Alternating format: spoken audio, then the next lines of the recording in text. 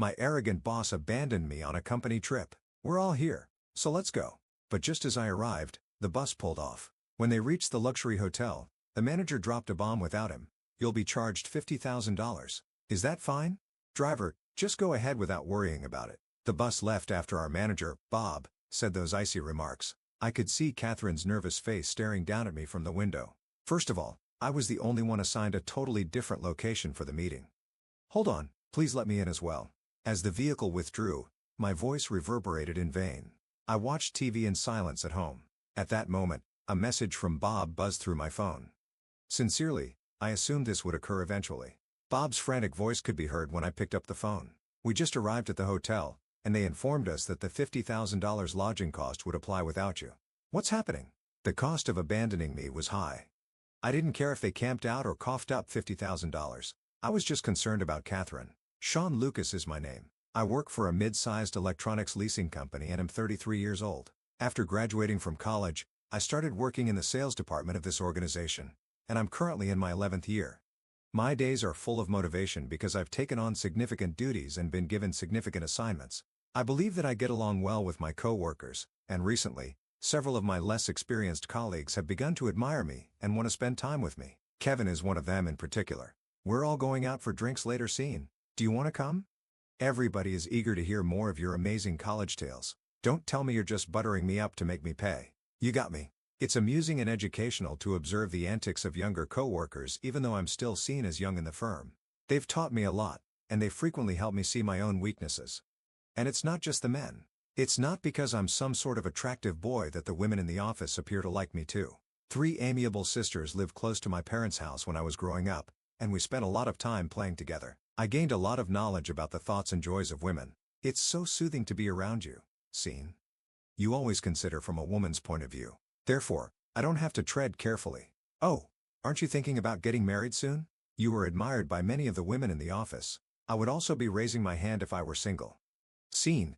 You're what I call a gentleman at heart. Being a gentleman at heart seems to be the male equivalent of having a lovely soul. I've had many chances to date women, but none of those relationships have lasted very long. Perhaps I simply hadn't found someone I genuinely wanted to marry yet, or perhaps my expectations were too high. In addition, it's not uncommon for people in their 30s to be unmarried these days, and late weddings are more prevalent. I, therefore, didn't feel hurried and believed that it would be okay to be single in the event that I didn't find the appropriate person. Then, however, my perspective on life abruptly shifted. One of our new hires was a woman who was just like me. She was assigned to the same sales department as me, and her name was Catherine. It felt like lightning struck me when I first saw her because she was so incredibly beautiful. Catherine is my name. I'll put in a lot of effort to contribute significantly to the team. I'm excited to collaborate with each and every one of you. Her words were polite, and she had a calm demeanor for someone her age. There was nothing flashy about her at all. I found myself thinking that maybe I had remained single all this time just so I could marry her. I was assigned as Catherine's mentor. This gave me a legitimate reason to talk to her and a perfect chance to show her my good side. However, a significant obstacle arose. That obstacle was someone close to us. The immediate obstacle was, without a doubt, my direct supervisor. At the same time, Catherine joined the company. Bob was transferred to our sales department as the new manager. His arrival immediately soared the atmosphere in the office. Bob was an elite who graduated from a prestigious state university. He had been with the headquarters sales department until this transfer to our branch. What this transfer meant was unclear to us. At 48 years old and never married, Bob became a topic of interest among the female employees. If he's never been married, doesn't that mean there's something wrong with his personality? Normally, a guy that high up would have arranged marriages proposed by his superiors, right? Maybe he was so disliked by women that none of those worked out.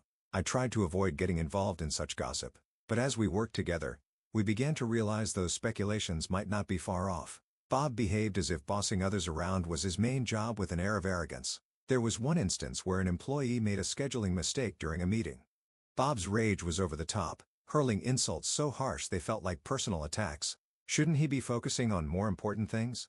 As a manager, Bob should have taken the initiative to visit the client and apologize on behalf of his team. Instead, he went around badminton his team as incompetent, making it sound like he was the victim of unfortunate circumstances. That employee was pushed to the brink of resignation, but thanks to our encouragement, managed to bounce back and close a big deal. On top of that, Bob seemed to develop a particular hostility toward me. The reason, Catherine. It appeared that Bob had taken a liking to Catherine and wanted to date her. However, Catherine came up with various excuses to avoid any personal interaction, but Bob soon realized that Catherine's feelings were directed toward me.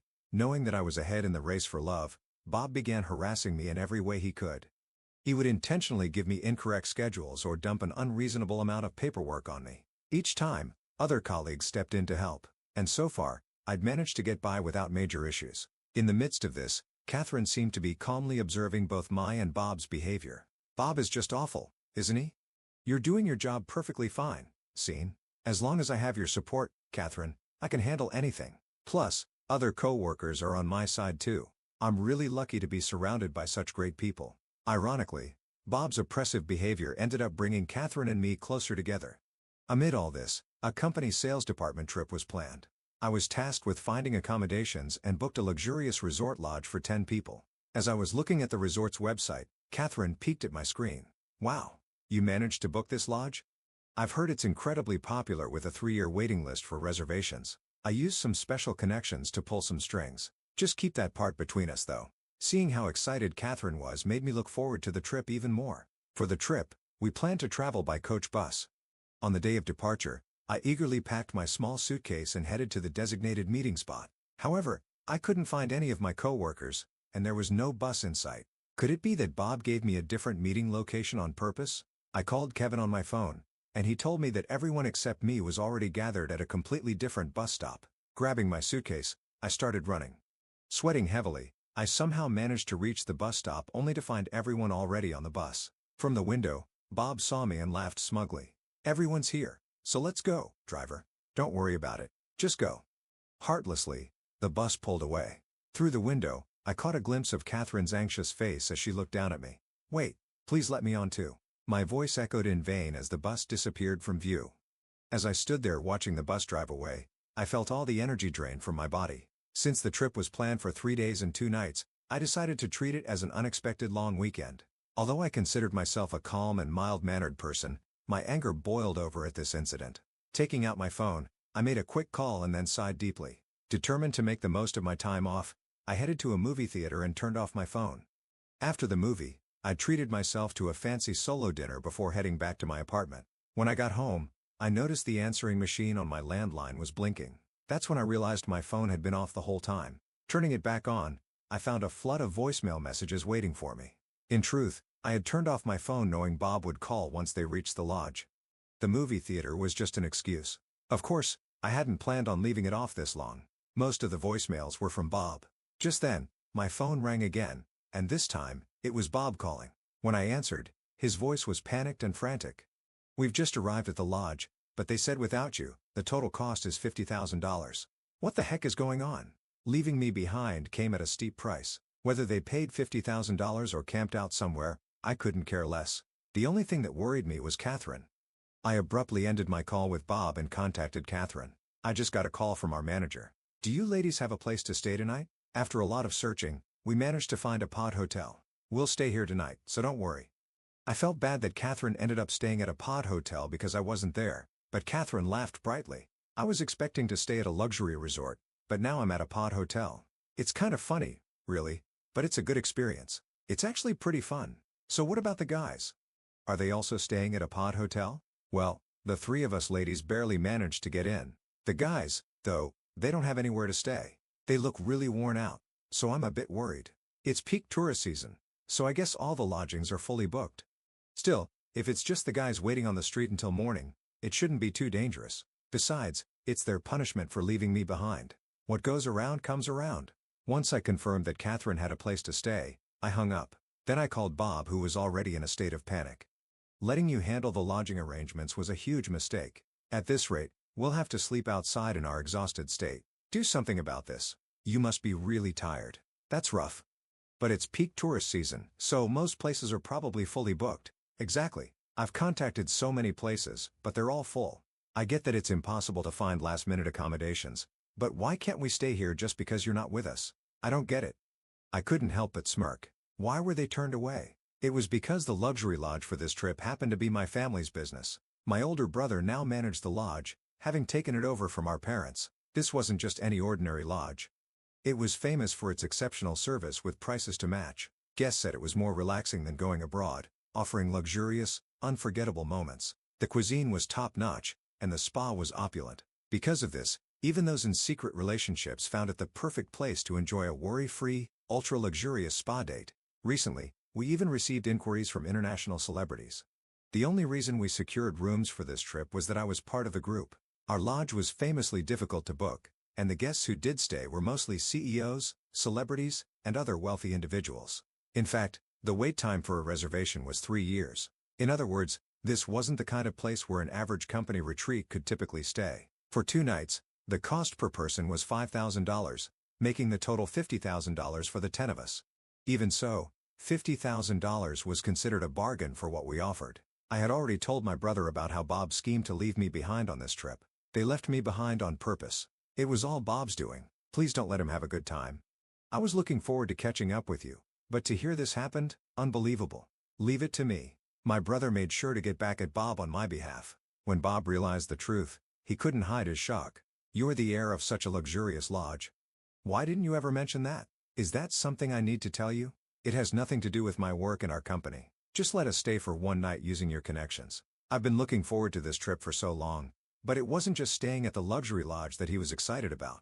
He had also enjoyed leaving me behind and watching me chase after the bus. The company trip was planned for 3 days and 2 nights. If they wanted to follow the schedule, they'd need to find another place to stay for the second night. Remembering how I was humiliated, I responded to Bob, "You shouldn't need my connections. Surely my brother, the manager, couldn't possibly overlook your remarkable personality. Are you mocking me? Just get over here and arrange for us to stay now." I stayed silent for a moment, then hung up the phone and blocked Bob's number. As for getting to the location, should I take a train or a plane? I booked the earliest flight for the next day and sent the message to Kevin through an app. "I'll head there tomorrow." Kevin replied with a brief, "Got it." In the end, Bob and his group spent the night in a downtown area meeting up with the women in the morning. The employees were apparently complaining loudly, trying to figure out whose fault it was that things had gone so wrong. At that moment, I was in a taxi heading to the location from the airport when Kevin video called me. I'll discreetly keep this app open. Everyone's starting to suspect Bob. Thanks to Kevin's quick thinking, I got a live broadcast of Bob being cornered. Wasn't Sean responsible for organizing this trip? Why isn't he here? Sean's a reliable guy. If he weren't coming, he would have made sure to arrange accommodations for us. I actually contacted Sean yesterday, and it sounds like this was Bob's doing. Everyone immediately began questioning Bob. Amused, I watched the chaos unfold from the back seat of the taxi. Even the driver couldn't help but laugh. Realizing he was being live-streamed to me, Kevin put on a more dramatic tone. Sean was told to meet at a completely different location. He said Bob admitted it directly. That's a misunderstanding. I didn't do anything like that, but I saw Sean arrive out of breath. At the time, I thought he had come to see us off because he couldn't join. Why did you rush the driver to leave then? The accusations against Bob continued to pile up. Kevin, speaking clearly to ensure I could hear everything, pressed Bob further. Sean's family owns the lodge we were supposed to stay at. Thanks to him, we got a special arrangement for 10 people. Why did you exclude him from the trip? I didn't mean to. Besides, I didn't know the lodge was owned by Sean's family or that it was such a high-end place. That's not an answer. Why do you dislike Sean so much anyway? The murmurs around them grew louder with more voices criticizing Bob. Kevin pushed even harder. So what's your plan now? Are we supposed to spend another night sleeping outside? If that's the case, I'd rather just go home right now. We came to relax, but this is exhausting and infuriating.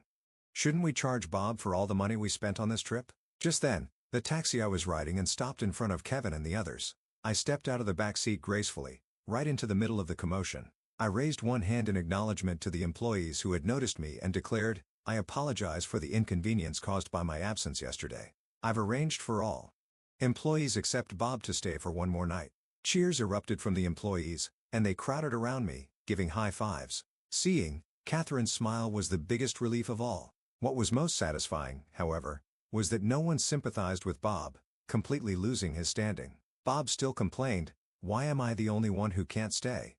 If there's another night available, I should be able to stay too." The employees immediately criticized him.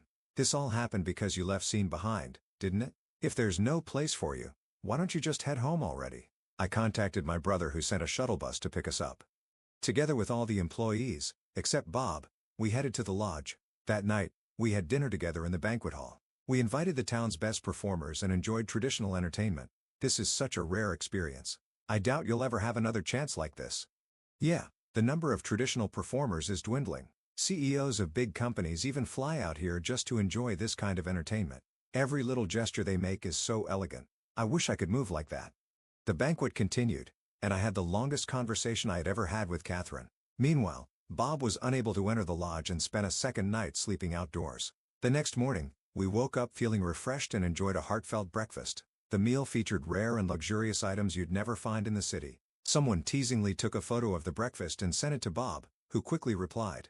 Apparently, Bob had settled for some convenience store bread. After leaving the lodge, we went sightseeing. Through this trip, I'd say the bond among our sales team grew even stronger. My brother told me, "Feel free to use the lodge again anytime." So we all talked about returning next year. In the afternoon, we headed to the bus terminal for our scheduled return trip. There, we found Bob, exhausted and sleeping on a bench. Kevin leaned over to me and whispered jokingly, "Should we just leave him here? Don't even joke about that. Think about how it feels to be left behind." I approached Bob and gently tapped his shoulder. Bob opened his eyes, but didn't seem fully present and avoided looking at me. "Bob, the bus is leaving soon. Let's head back." "I'm not going." "If you want to go ahead without me." "Are you serious? You don't even have a place to stay, do you?" Bob stood up silently, his face expressionless, and quietly walked away. We couldn't exactly force Bob to come back against his will. As he walked away with no other choice, we departed as planned. I took a day off and returned to work the following day. However, Bob didn't return to work. The employees began to worry. Bob must have gotten back already. Right? He probably took a different bus after hours. After 2 nights of sleeping outside, he's probably sore all over. Maybe he's at a chiropractor and will come back tomorrow or the day after. Even after 2 more days passed, Bob still hadn't shown up to work or contacted anyone. With no other choice, I called Bob's cell phone, but the person who answered wasn't him. It was a police officer at a local station. "At last, we've identified who he is. He's been refusing to speak and had no identification on him." What exactly did Bob do? I never imagined he'd end up in trouble with the police. Actually, he was caught shoplifting and was arrested, the officer explained. According to the officer, Bob had been sleeping outdoors, and at some point, his wallet was stolen. Even though he still had his phone and could have reached out to us for help, he didn't. Perhaps it was a matter of pride, but eventually, he couldn't stand the hunger and tried to take some bread from a convenience store.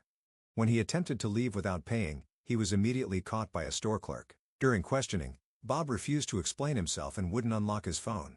It was only when I called that he finally unlocked it, but he still refused to talk. That's when the officer answered the phone and explained the situation to me. In any case, we need someone to come and pick him up. We were at a loss. Getting to him would mean taking a flight or a long bus ride again. After discussing it with upper management, it was decided that I would go retrieve him. After completing the necessary paperwork, the 2 of us walked out of the police station together. That was the last time I saw Bob. "Bob, let's at least go back to the office and explain everything." "You aren't heartless." "No. It's over. Everything is finished." Shaking off my hand, Bob walked away, his figure looking smaller than ever. Because he committed a crime during a company-sponsored trip, Bob was dismissed. The one who succeeded Bob as the sales manager was me. Becoming the sales manager gave me a strong sense of confidence. Determined not to let this opportunity pass, I made a bold decision and proposed to Catherine. "Catherine, will you marry me? I promise to make you happy." "Yes, of course." And so we began walking toward our future together. When we visited my family's lodge to share our engagement news, my brother offered a suggestion. "Now that you're married, why not run the lodge together? Catherine could become the future lady." I've never been a company employee, but I think managing the lodge would give you, though, more fulfilling life than staying in the corporate world. Having left all lodge matters to my brother, I was taken aback by the proposal. Catherine, however, was open-minded. "I don't know if I'm more suited to working at the company or the lodge. Either way is fine with me. The truth is, you can't know what suits you until you try." But I couldn't tie Catherine, who was fresh out of college with little life experience, to the lodge. After several discussions, we decided to continue our careers as company employees. As for Bob, we couldn't help but wonder what had become of him. When one of the employees who got along relatively well with him reached out, Bob's voice sounded utterly defeated. He hadn't sought new employment and was living off his savings, which were slowly running out. Eventually, his savings dried up, and he couldn't pay his rent, leading to his eviction. After that, we lost all track of him. According to my brother, a homeless man who closely resembles Bob has been seen around town. A year has passed since then. I married Catherine, and we're both working at the same company. Catherine seems to enjoy her work, And I'm glad I didn't force her into becoming a trainee landlady at the lodge back then. I also find fulfillment in working for the company now. If our perspectives change as we grow older, we can always reconsider our way of life.